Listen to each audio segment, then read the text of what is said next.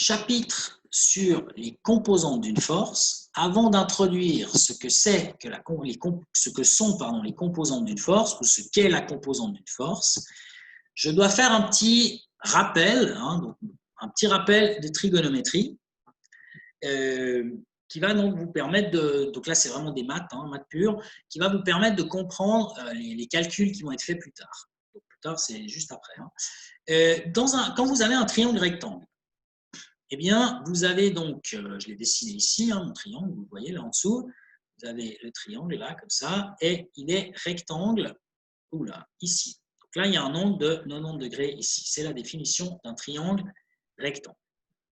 Alors, si un triangle rectangle, il y a un angle de 90 degrés, et puis il y a donc deux autres angles qui sont forcément plus petits que 90 degrés, puisque, comme vous le savez, la somme des angles dans un triangle, c'est 180 degrés. Donc, ici, si on appelle cet angle-là bêta, si vous avez alpha plus bêta plus le dernier qui est là, qui vaut 90 degrés, la somme, ça fait 180.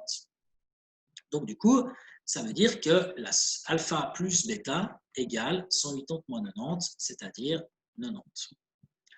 Donc, la somme de ces deux angles, alpha et bêta, la somme est égale à 90 degrés. Donc, forcément, les deux sont plus petits que 90. Déjà 1. Si on a un qui vaut 90 degrés, l'autre est égal à 0, donc il ne s'agit même pas, si on a un angle de 0, c'est plus vraiment un triangle. Donc la situation, elle ne se pose en réalité même pas. Alors, considérons un de ces deux angles, qui n'est pas l'angle droit en fait, donc j'ai choisi celui-ci. Eh bien, on définit ce qu'on appelle le côté le plus grand du triangle rectangle, c'est-à-dire le côté qui est en face de l'angle droit, on le définit comme étant l'hypoténuse.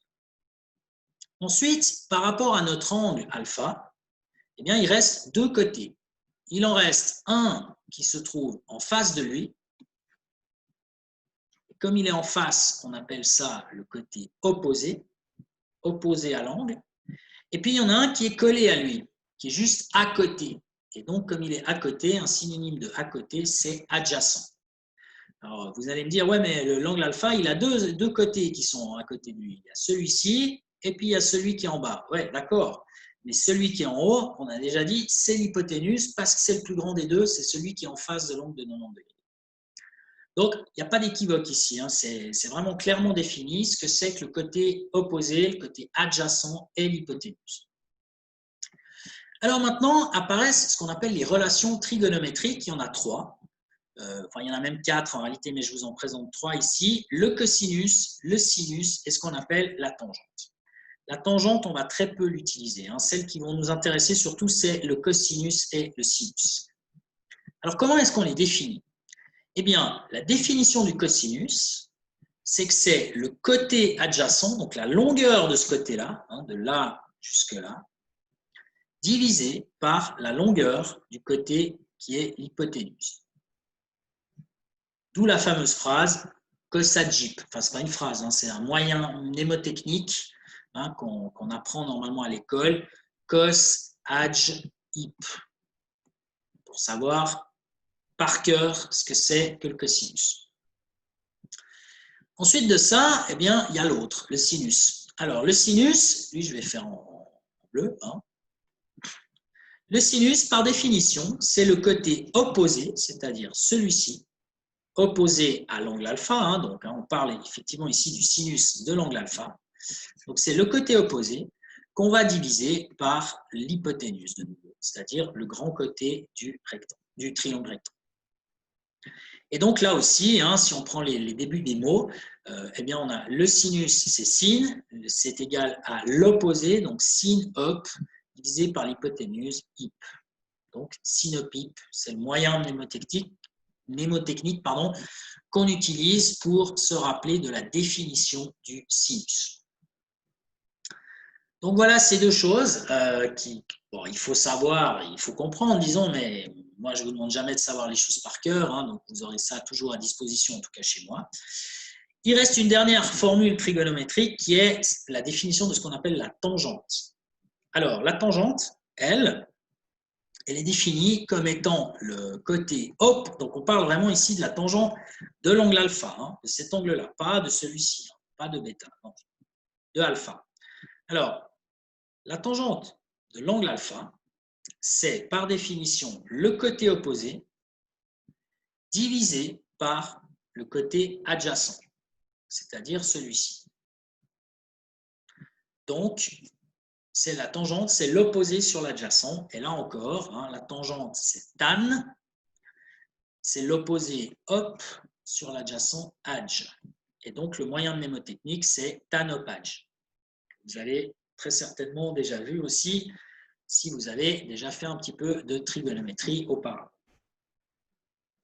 Donc voilà ces définitions qu'il faut grosso modo avoir en tête, ou en tout cas être capable de retrouver pour comprendre la suite. Et la suite, donc pour la suite, je vous dis tout de suite, les plus importantes, c'est le cosinus et le sinus. C'est celles qu'on va vraiment utiliser dans la suite des calculs. Alors, maintenant,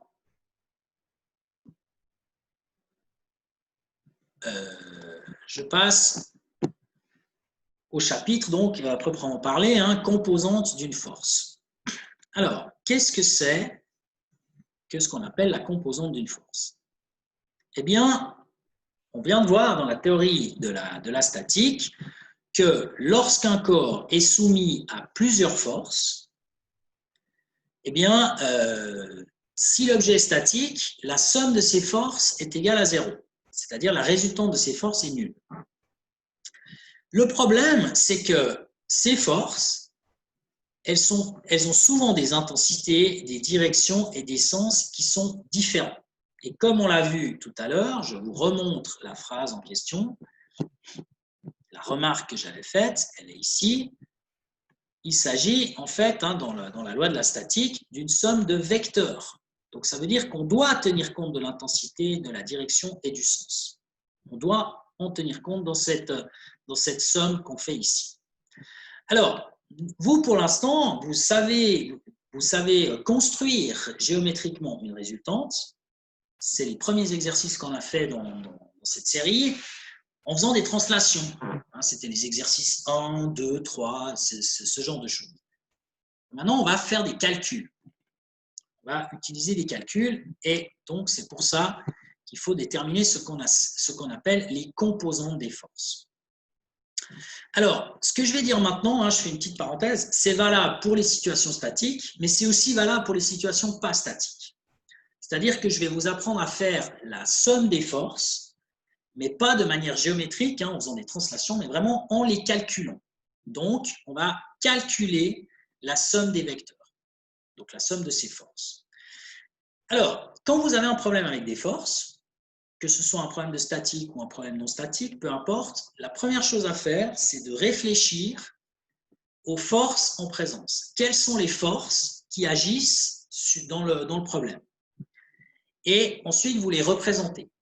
Donc, vous prenez une règle et vous dessinez les vecteurs forces en question. Une fois que vous avez représenté ces vecteurs forces, eh bien, ce que vous devez faire, c'est écrire la loi qui s'applique. Est-ce que c'est la deuxième loi de Newton? Est-ce que c'est la loi de la statique? Voilà, vous devez réfléchir à ce genre de choses. Et vous l'écrivez. Donc, par exemple, j'en sais rien, je dis n'importe quoi, P plus S égale MA, admettons. Donc là, vous avez une somme de forces, et ici, vous avez une accélération. Ça, ce serait la deuxième loi de Newton sur un objet, admettons. Une fois que vous avez écrit ça, là, vous êtes obligé de passer un cap, parce que ici, on a une équation de vecteurs, et là-dedans, vous voyez que ici, il y a une somme, P plus S, c'est une somme de vecteurs. Donc, il faut additionner ces vecteurs. Pour les additionner, soit on fait une construction géométrique, soit on applique la méthode que je vais vous présenter maintenant. Alors, quand on veut appliquer la méthode que je vais vous présenter maintenant, la première étape consiste à faire un choix de ce qu'on appelle un système d'axes. Et ce choix, vous le choisissez comme bon vous semble. C'est-à-dire qu'il n'y a pas de... Enfin, il y a des bons choix et des mauvais choix. Mais il n'y a pas de choix qui soit juste ou des choix qui soient faux. C'est-à-dire que quel que soit le choix du système d'axe que vous choisissez, que vous prenez, que vous faites, quel que soit votre choix, vous pouvez résoudre les problèmes et donc trouver la bonne réponse. Mais il y a des choix qui sont meilleurs que d'autres, qui sont donc plus judicieux parce qu'ils vous permettent de vous économiser des calculs. Et donc ça, pour moi, ça fait partie, c'est important hein, de vous donner les meilleures pistes, hein, les meilleurs trucs pour que vous arriviez à résoudre les problèmes de manière la plus simple possible pour vous. Mais encore une fois, quels que soient les choix effectués, on peut toujours résoudre les problèmes, mais des fois, ça peut être 4 lignes et puis d'autres, ça peut être 3 pages de calcul pour le même problème selon le choix qu'on effectue. Alors, une fois qu'on a fait ce choix, eh bien ensuite, ce qu'on va faire, c'est qu'on va étudier la situation, le problème en fait, hein, la somme des forces, etc. On va l'étudier selon chacun des axes de manière indépendante. Et justement, étudier la situation selon chacun des axes indépendamment, ça veut dire concrètement qu'il faut déterminer justement les composantes de chacune des forces. Et les composantes, c'est justement les composantes par rapport aux axes qui ont été choisis. Axes qu'en général on appelle X, Y, Z, ça dépend si le problème il est en 2 ou 3 dimensions. Alors, je vais vous montrer maintenant comment on calcule, comment on détermine ces composantes, en imaginant donc qu'on a un vecteur force, F, et donc on va vouloir déterminer ces composantes qu'on appelle Fx, Fy. Vous avez un vecteur F. En général, quand on l'écrit, on met une composante ici, une composante là, si c'est en 2 dimensions. Si c'est en 3 dimensions, eh ben, on écrira une composante là, une deuxième et une troisième là, si c'est en 3 dimensions. Alors, ces composantes, eh bien, on va dire que c'est par rapport à un système d'axe. Si c'est en 2 dimensions, le système d'axe, c'est XY.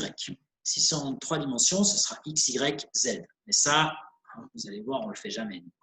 Nous, on ne fait que des problèmes en 2 dimensions. Alors, s'il y a un système d'axe XY, en quelque sorte, la composante qui est là en haut, c'est la composante de la force F selon l'axe X. Donc, on l'appelle Fx. Et puis, celle qui est en bas, c'est la composante selon l'axe de la force F, mais selon l'axe Y. Donc, maintenant, il s'agit de déterminer ces composantes. Comment est-ce qu'on peut écrire Fx, Fy? C'est ce que j'ai marqué ici. Alors, faisons un petit schéma que j'ai fait à la page suivante. Imaginons donc qu'on a un système d'axes que je vais dessiner en jaune ici. Non, j'ai dit jaune, non, je crois. Voilà. Vous avez un système d'axes. Un, c'est l'axe X, et puis l'autre, c'est l'axe Y, qui sont ici. Donc là, il y a X, là, il y a Y. Bon. Et puis, donc, on a une force qui est un vecteur. Donc, cette force, c'est un exemple, hein, elle est comme ça. Donc, ça, c'est la force F. C'est le vecteur rouge. Donc, je mets une petite flèche au bout. Hein, c'est le petit F qui est ici. Alors, ce vecteur, on peut le caractériser par 2 choses. Un, la longueur du vecteur, qui est ce qu'on appelle son intensité, hein, puisque comme si vous vous rappelez, hein, dans un vecteur, dans la flèche, la longueur de la flèche, ça représente le nombre de newtons. Donc, c'est la longueur du vecteur en newtons. C'est le F sans la petite flèche. Mathématiquement, c'est ce qu'on a écrit, c'est la norme en fait. Hein. C'est la norme du vecteur. Donc, la norme du vecteur, c'est ce qu'on appelle F majuscule, tout court, sans la petite flèche en dessus. L'autre caractéristique qui intervient, c'est l'angle. Vous pouvez avoir 2 vecteurs qui ont la même longueur. Si j'en dessine un contre ici, F' par exemple, il peut très bien avoir la même longueur que F, mais c'est quand même pas la même force parce qu'il y en a une qui est dirigée contre ici et puis une qui est dirigée contre là. Donc, ce qui différencie les deux, c'est l'orientation de la force. Et cette orientation, par rapport à un axe X, on peut la caractériser grâce à l'angle alpha qu'il y a ici. Donc, l'idée maintenant, c'est d'exprimer ces composantes, Fx, Fy, en fonction de F et de l'angle alpha, c'est-à-dire de la longueur du vecteur et de son inclinaison par rapport à une référence qu'en général on choisit comme étant l'axe X. Alors, pour faire ça, il faut regarder ce qui se passe. Vous avez donc le vecteur, je le redessine, le vecteur F, il est là. Alors, c'est là que ça se complique. Vous partez du bout du vecteur ici et vous allez perpendiculairement sur l'axe X. Donc l'axe X, je vous rappelle, hein, il est comme ça, il est horizontal là. Et vous allez donc depuis Y, je vais aussi le dessiner en jaune, non, je vais le dessiner en rose, en violet, voilà. Vous allez depuis le bout du vecteur descendre sur l'axe X. Et maintenant, donc quand vous descendez, vous arrivez ici. Donc votre vecteur F, il commence là et il finit là, ici. Mais si on regarde ce qui se passe uniquement, qu'est-ce qui se passe là? Uniquement parallèlement à l'axe X, eh bien, la longueur qui nous intéresse, c'est cette longueur entre là et là. En quelque sorte, hein, on peut dire que ce point-là, ça c'est la coordonnée X de ce point-là. Hein, si vous avez ici un point qui a comme coordonnée X, Y, ben le X, il est là. Donc, la longueur qui est là, en bas, cette longueur-là, c'est la longueur selon X. C'est ce qu'on appelle véritablement la composante selon l'axe X. On appelle ça aussi des fois la projection selon l'axe X. Mon but, ce sera de déterminer ce fx tout à l'heure. Quelle est sa valeur? Le y, selon y, comment on fait? Eh bien, encore une fois, vous repartez du point qui est ici. Vous avez votre vecteur f comme ça. Le vecteur f, on repart de ce point-là. Mais maintenant, pour trouver la composante selon y, eh bien, on fait le même boulot, mais on part en direction perpendiculaire à y. C'est très important, hein, ici, ça doit être perpendiculaire. Ce point qui est là, en quelque sorte, c'est la composante y du point qui est ici. Si vous avez le point qui a les coordonnées x, y, le x, il est là, le y, il est là. Donc, la longueur selon y, la longueur du vecteur parallèlement à l'axe y, c'est cette longueur qui est là.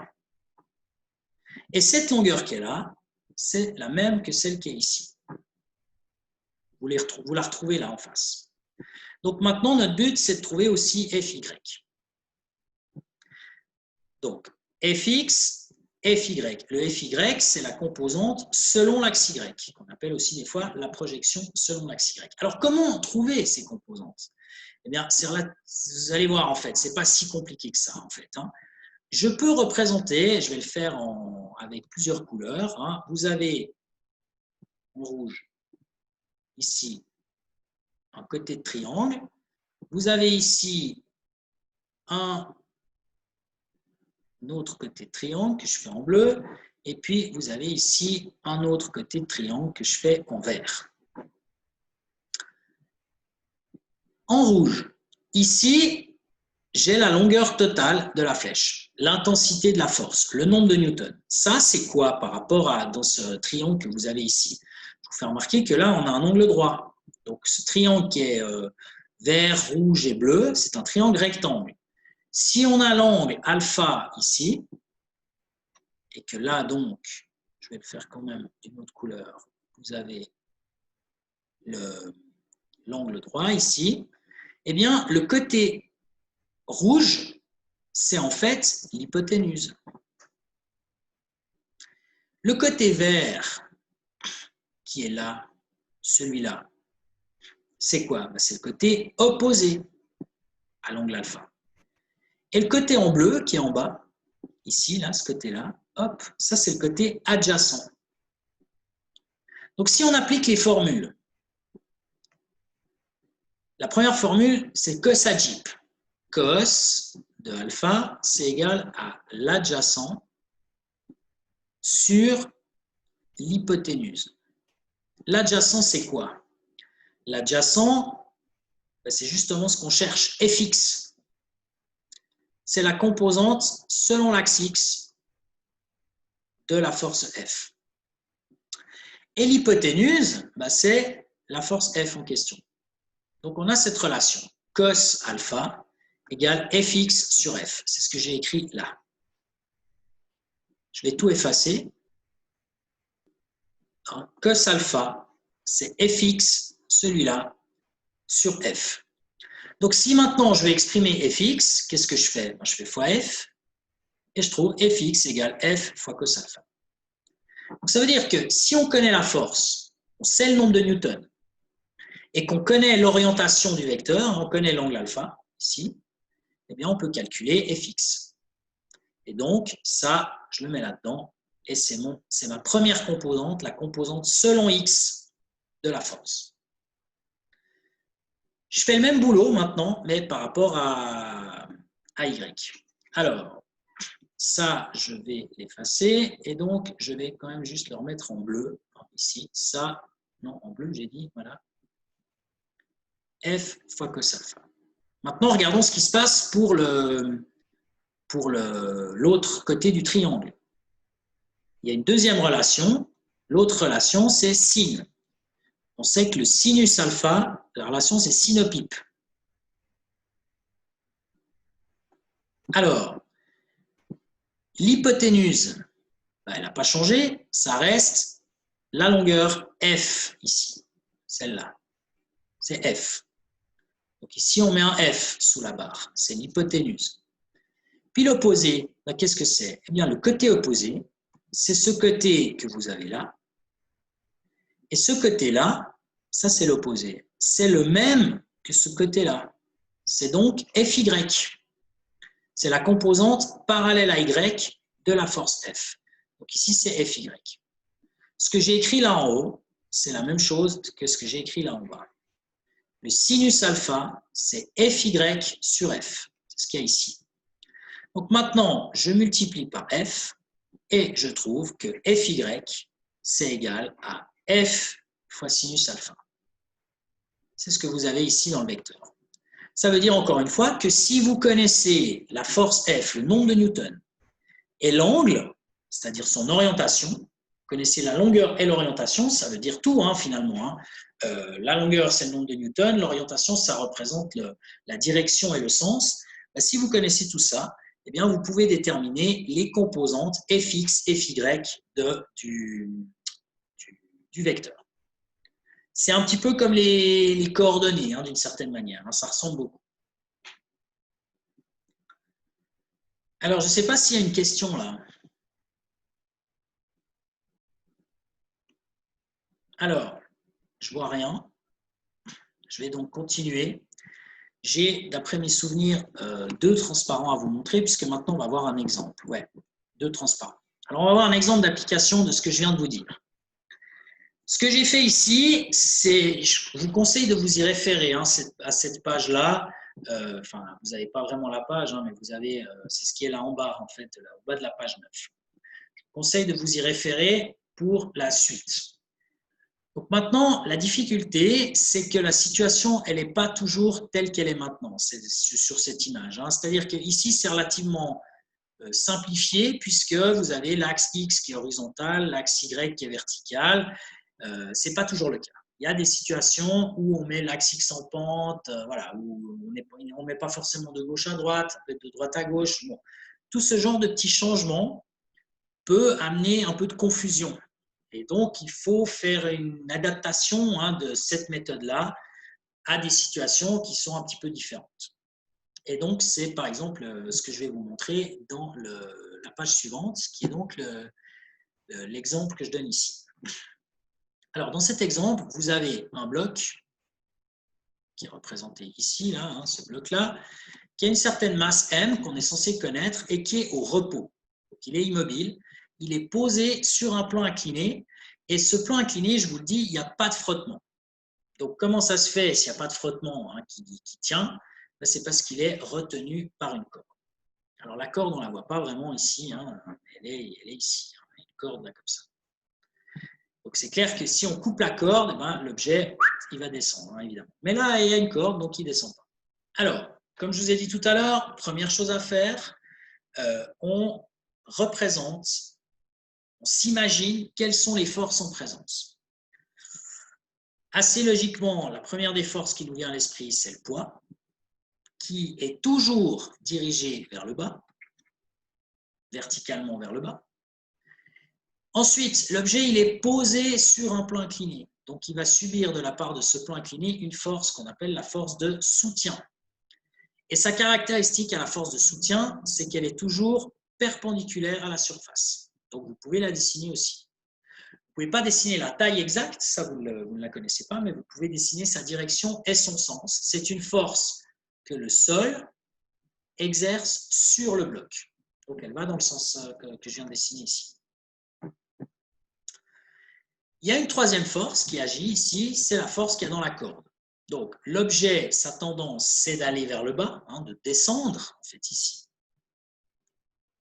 C'est sa tendance, mais il ne descend pas parce que, justement, il y a une corde tendue qui le retient.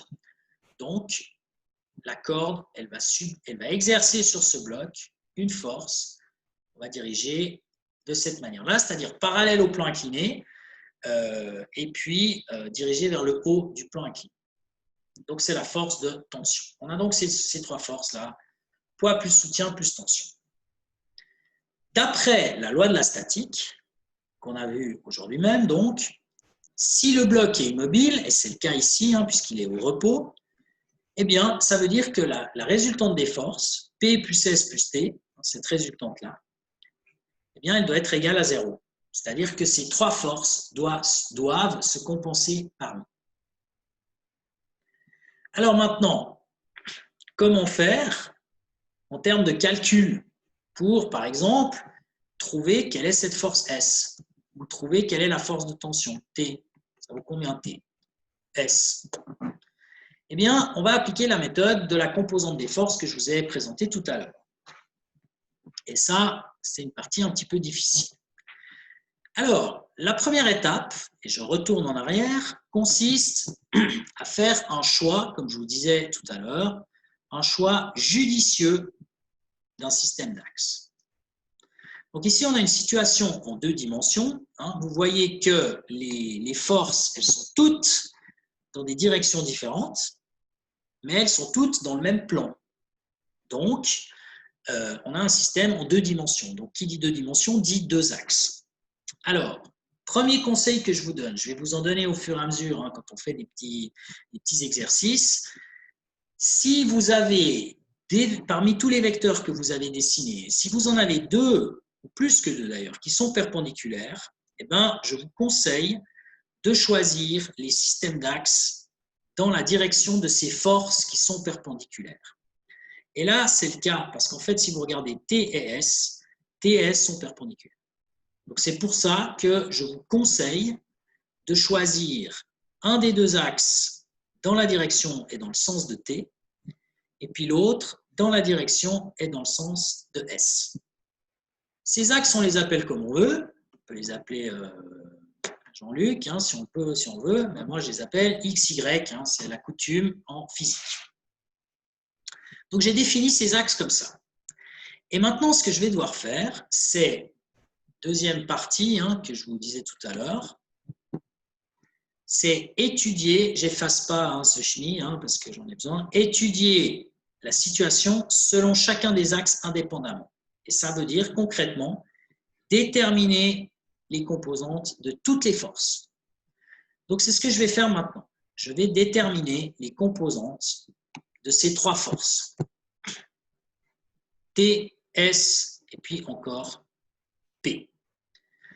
Alors, je vais commencer par les plus faciles. Les plus faciles, c'est T et S. Pourquoi c'est les plus faciles? Parce qu'elles sont déjà dirigées le long des axes. Donc, vous voyez, si par exemple, je refais un petit dessin là, de la situation de tout à l'heure, si vous mettez un axe X comme ça et un axe Y comme ça, là, il y a X, là, il y a Y.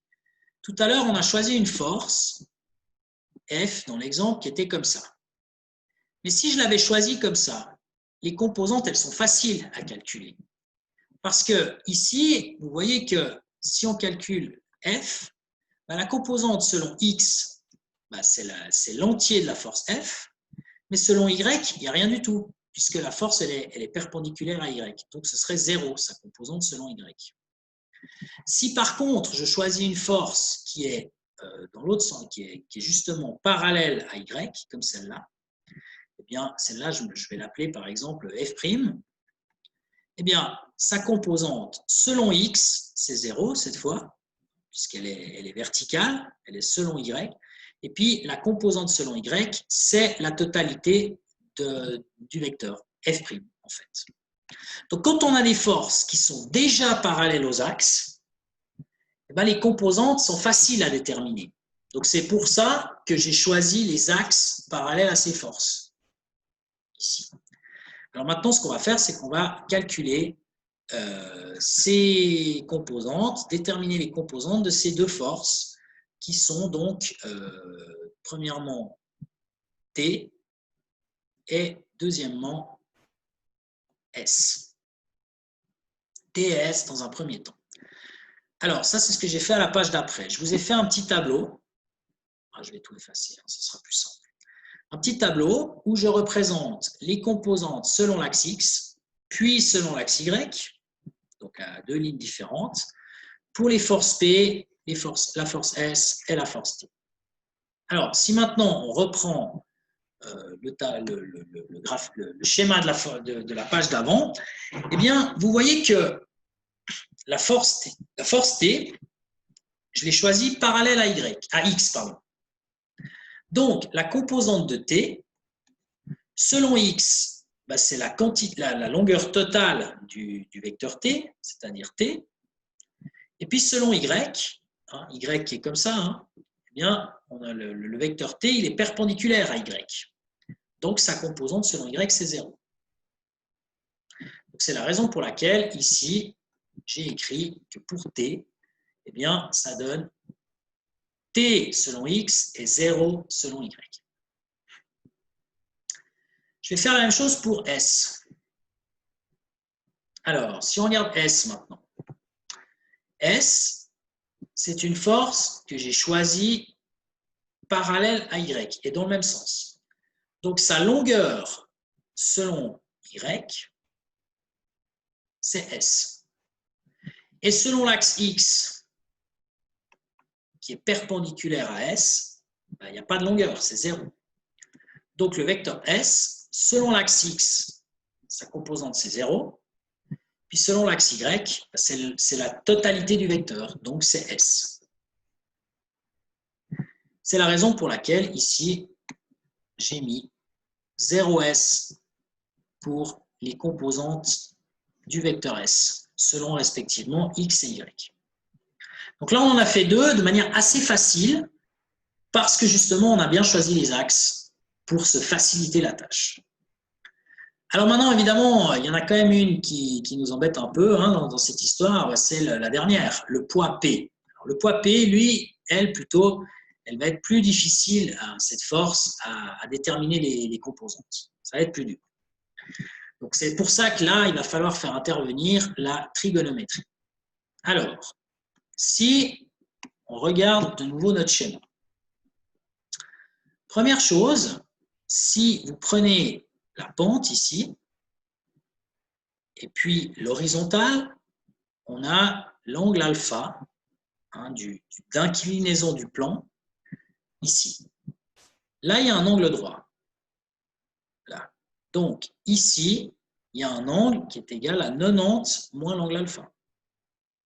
De manière à ce que dans ce triangle que j'ai dessiné en rouge, là, celui-là, la somme des angles soit égale à 180 degrés. Puis maintenant, si je dessine deux autres traits, si je dessine celui-là et celui-là, c'est-à-dire des traits qui représentent les directions de X et Y, eh bien, vous avez l'angle ici. Cet angle-là, eh bien, si vous regardez ce qui se passe entre ce côté et celui-là en rouge, ben là, il y a un angle droit. Donc, ça veut dire, là aussi, tout ça, c'est un angle droit, entre là et là, entre ici et là. Donc là, ça fait 90 degrés. Donc, vous avez 90 degrés. est égal à cet angle-là plus 90 moins alpha. Donc, égal 90 moins alpha plus un angle qu'on ne sait pas combien il vaut. X, je vais l'appeler. Non, ouais, X. Donc, évidemment, ce X, il peut être que égal à alpha. C'est pour ça que vous retrouvez alpha là en bas. C'est un peu le chenille, mais voilà. Vous retrouvez cet angle alpha ici. Alors maintenant, vous avez les deux côtés, les deux, pas côtés, les deux axes, Y et X. Et vous avez cette fameuse force que je dessine en rouge qui est le poids ici. Alors, on va appliquer la méthode que j'ai donnée tout à l'heure, qui va être de plus en plus facile pour vous à utiliser. Vous prenez la pointe du vecteur, P, et vous descendez de manière perpendiculaire sur X. Et donc ça va être la composante selon X. Le vecteur P, il commence là et il finit là. Donc selon X, il commence là et il finit là. Ce côté-là, que je dessine en violet, c'est donc la composante P selon l'axe X, puisque c'est parallèle à X. Alors, si on a l'angle alpha là, eh ben, ce côté que j'ai dessiné en violet, c'est celui-ci. C'est donc le côté opposé. Je vais le dessiner là. Hein. Hop. Ça, c'est le côté opposé à l'angle alpha, ici. Donc, qui dit opposé dit quoi? Dit sinus. Hein. Pour rappeler, sinopipe, le sinus de l'angle alpha, ce sera égal à l'opposé, mais cet opposé, c'est Px, que je cherche, divisé par l'hypoténuse. Alors, l'hypoténuse, ici, c'est quoi? Un sinopipe, l'hypoténuse du fameux triangle. Hein, vous avez le triangle ici, là, c'est rectangle. Nous, on a Px là. L'hypoténuse, c'est selon côté. Et selon côté, il a comme longueur le poids, P. Donc, c'est P ici. Et donc, quand vous retournez le tout, vous trouvez que Px égale P fois sinus alpha. Ça, c'est pour la longueur. Maintenant, il y a une subtilité supplémentaire que je vais vous expliquer tout de suite. La subtilité supplémentaire, si vous regardez un petit peu, hop là, pardon, hop, voilà, si vous regardez les choses comme il faut, eh bien, vous voyez que le vecteur P, il commence là et il finit là. Donc, dans la direction qui est parallèle à X, il commence là et il finit là, dans ce sens. Mais l'axe X, lui, il va dans l'autre sens. Donc, cette composante ici, en quelque sorte, par rapport à l'axe X, vous êtes dans le négatif. Donc, c'est pour ça qu'ici, je n'ai pas mis P sinus alpha, mais moins P sinus alpha. Donc, il faut réfléchir à deux choses ici. Il faut réfléchir au signe et aussi à la longueur. Enfin bref, on a trouvé que la composante selon X, c'est moins P sinus alpha. Donc maintenant, si je vais dans mon tableau ici, vous avez que la composante de P selon l'axe X, c'est moins P sinus alpha. Alors, on va voir encore maintenant, il nous reste quand même quelques minutes, hein, donc on va voir comment faire le deuxième.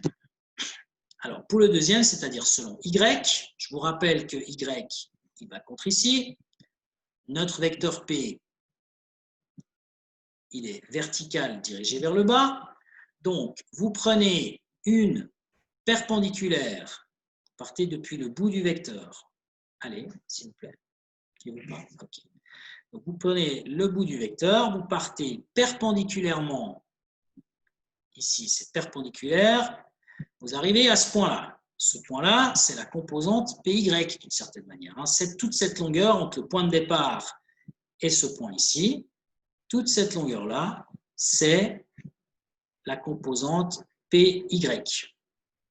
Mais cette composante, si je le dessine en vert maintenant, ça, par rapport à l'angle alpha, c'est le côté adjacent. Donc, on a une relation qui dit cosinus de alpha, c'est le côté adjacent sur l'hypoténuse. L'adjacent, c'est ce qui nous intéresse, c'est PY. Et l'hypoténuse, en rouge, c'est la longueur du vecteur P. P. Donc, si vous retournez ça, vous trouvez que PY égale P fois cos alpha. Même remarque que tout à l'heure, une fois qu'on a trouvé la longueur, il faut s'intéresser au signe. Est-ce que c'est positif ou négatif? Alors, pour savoir ça, eh bien, on reprend le truc. Notre vecteur P, il part de là, il finit là. Donc, son point de départ est ici et là. Si on regarde ce qui se passe selon l'axe Y, il part de là, il finit là. Donc, la composante du poids selon l'axe Y, elle va dans ce sens. C'est donc dans le négatif par rapport à Y pardon, qui part vers le haut. C'est négatif. Donc, en réalité, il faut mettre un moins. Là, il faudra mettre un petit moins. On ne voit pas, donc je le rajoute ici. Là, il y a un petit moins. Donc, la composante Y, c'est moins P cos alpha. C'est ce que vous avez ici. Donc, moins P sinus alpha selon X, moins P cos alpha selon Y. Alors, on met tout ça dans le fameux tableau qu'il y a ici. Et selon Y, pour le poids, on a moins P cos alpha. Alors, maintenant qu'on a toutes ces composantes, on a fait le plus dur. Ça, c'est le plus difficile. Vous allez voir qu'à la longue, à force de faire des exercices, ça va aller de plus en plus facilement. Je vous rappelle la formule, la loi. Ce n'est pas une formule, hein, c'est une loi véritablement. La loi, elle nous dit que somme des forces, c'est-à-dire poids, plus soutien, plus tension, égale 0. Donc ça veut dire ça, plus ça, plus ça, égale 0. Si on l'écrit en vecteur, ben P, ça fait moins P sinus alpha, moins P cos alpha, plus en vecteur S, c'est 0S, plus pour T, c'est T0. Et donc ça doit être égal à 0. Le vecteur 0, c'est le vecteur qui a 0 en haut et 0 en bas. Alors maintenant, on peut séparer tout ce qui est relatif à X et tout ce qui est relatif à Y. Ce qui est relatif à X, c'est ce qui est en haut, c'est ce qu'on appelle sur l'axe X, en quelque sorte, ou selon l'axe X. Et puis, ce qui est en bas, c'est ce qui est relatif à l'axe Y. Donc là, on a fait une décomposition de ces forces selon un axe X et selon un axe Y. Et vous voyez que là, on retrouve moins P sinus alpha ici, plus 0, plus T, ah, il ne veut pas. Ok, alors je le mets là. Pardon, plus T, il était là, plus T égale 0, ici. Et puis, si on fait la même chose, mais selon Y, ben, on a moins P cos alpha, plus S, plus 0, égale 0. Donc, on a deux formules.